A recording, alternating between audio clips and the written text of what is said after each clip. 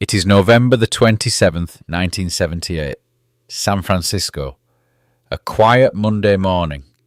City Hall stands proud. Marble, glass, and echoes of democracy. The smell of old paper, floor polish, and tension lingers in the air. Then, footsteps. Sharp. Determined. A man slips in through a basement window. He's 32, clean cut, wearing a white shirt, dark slacks, a jacket pulled close. Underneath, a loaded .38 revolver. He knows the layout. He's not supposed to be here. He heads upstairs, past guards, past aides. He finds the mayor first, George Moscone. There's a private conversation behind closed doors. And then, 3 shots. The mayor collapses onto the floor of his office, dead. But the man isn't finished. He moves down the hallway, calm, precise, past the portraits, past the press rooms. He opens another office door. Inside is Harvey Milk, the first openly gay elected official in California, a fighter, a voice, a symbol of hope. The door closes behind them. 5 more shots, 2 in the chest, 1 through the wrist, another through the leg, and 1 final shot to the head as Harvey lies helpless on the ground.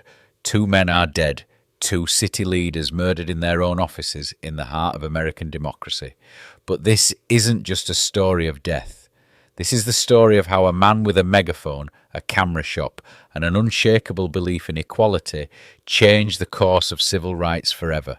This is the story of Harvey Milk and the revolution that refused to die with him. New York, 1930.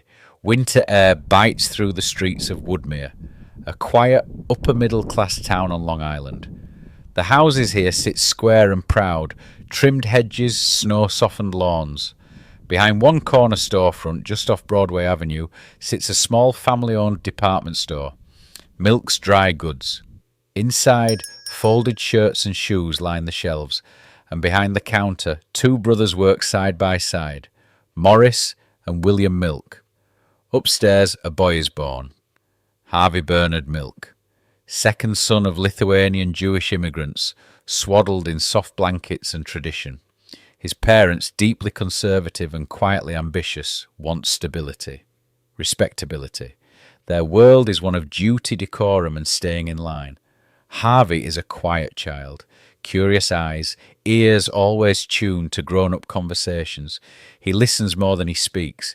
He hears the jokes, the judgments, the codes of conformity. But already something in him doesn't quite fit.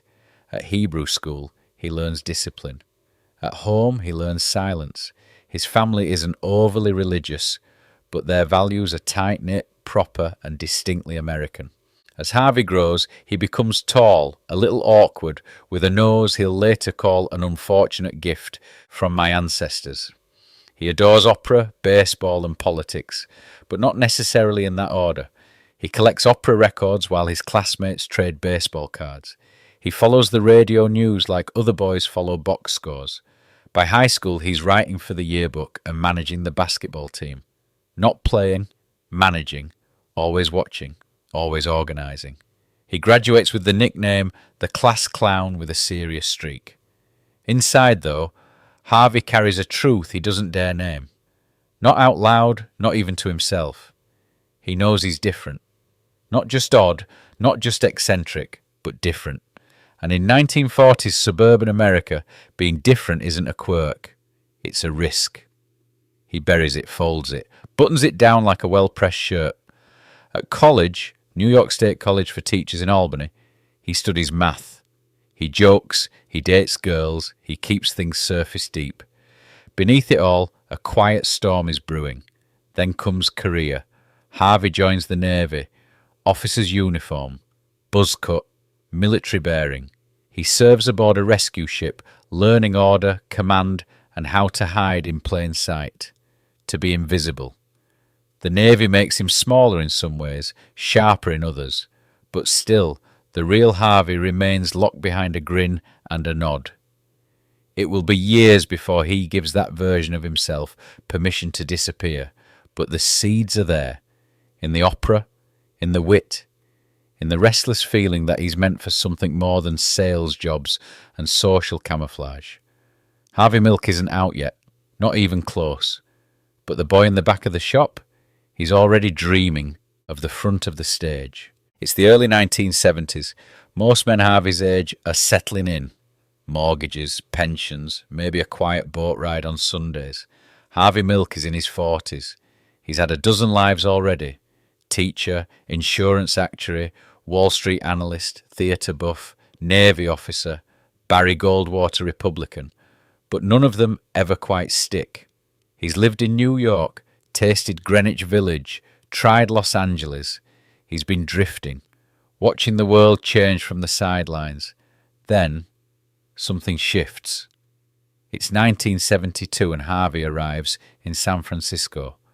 The city feels alive, electric, sun-drenched and rebellious. Streetcars rattle past rainbow-painted doors. Protest posters flap on telephone poles. The Vietnam War is raging. Nixon is in the White House. And young men in bell-bottoms hold hands openly on Castro Street.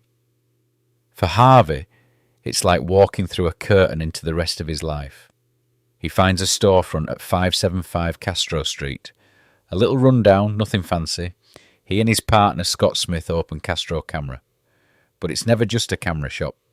The front window fills with rainbow buttons, flyers, protest signs, photos of smiling men who've just come out.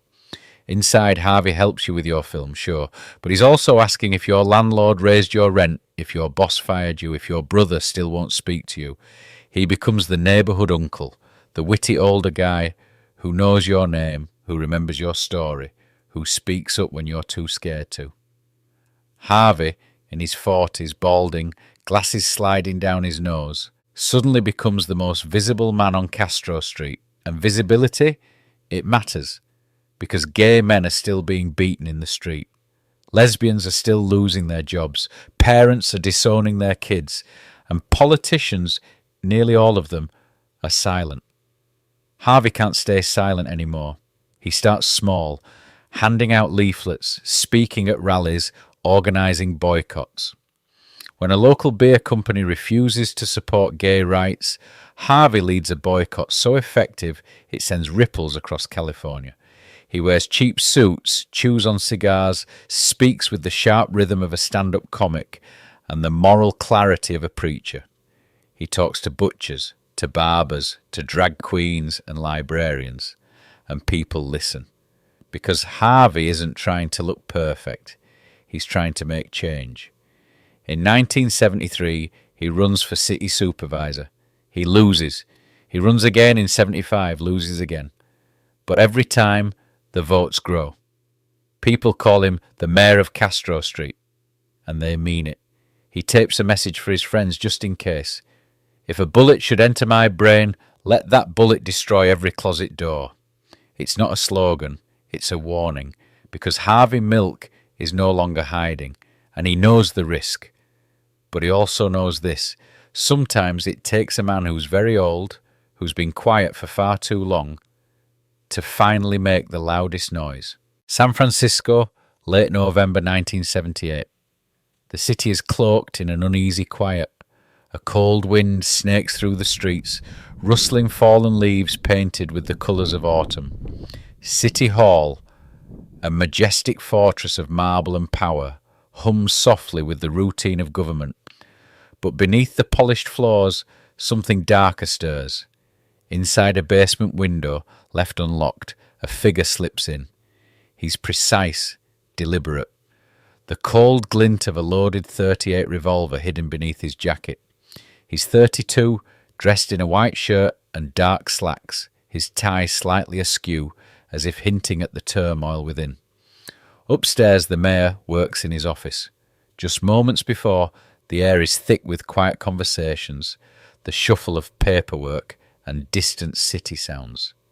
The man moves silently, steps measured. He finds the mayor, a man beloved by many, a pillar of the city's leadership. 3 shots ring out, shattering the calm. The mayor falls, life drained from his body in an instant. The corridor stretches cold and empty. The assassin doesn't hesitate. He walks through the marble halls with unnerving calm, the sound of his footsteps swallowed by the heavy air. He knows his next target, Harvey Milk. Inside his office, Harvey speaks with a visitor. The door opens. The man steps in, closing it quietly behind him. 5 shots tear through the silence.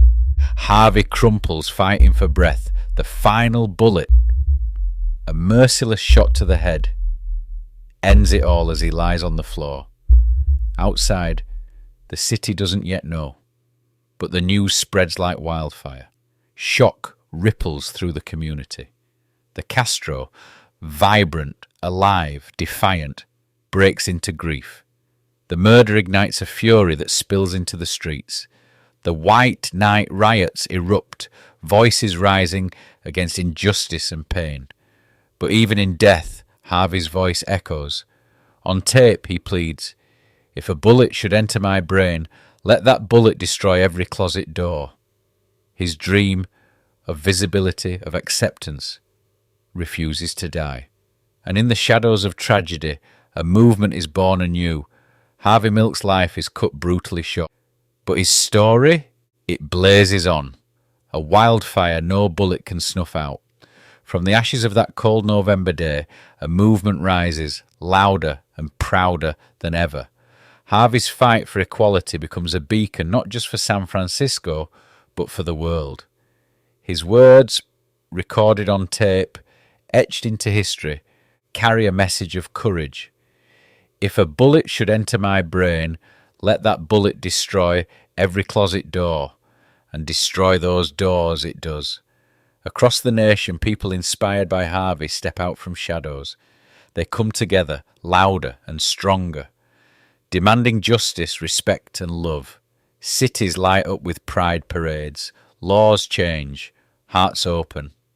In 2009, Harvey Milk becomes the first openly gay person to receive the Presidential Medal of Freedom, the nation's highest civilian honour. His camera shop on Castro Street is a landmark. His face appears in murals, movies and countless books. But most importantly, his legacy lives in every voice that dares to speak its truth. In every school, every workplace, every home where someone once hid, now stands someone proud, visible, unafraid. Harvey Milk showed us all that courage isn't the absence of fear. It's standing up in spite of it. So the next time you see a rainbow flag fluttering in the breeze, remember, it's more than colours. It's a promise that no one walks alone, that love wins, that justice is possible, and that one person with enough heart, enough fire, and enough hope can change the world. That person was Harvey Milk, and his light still shines.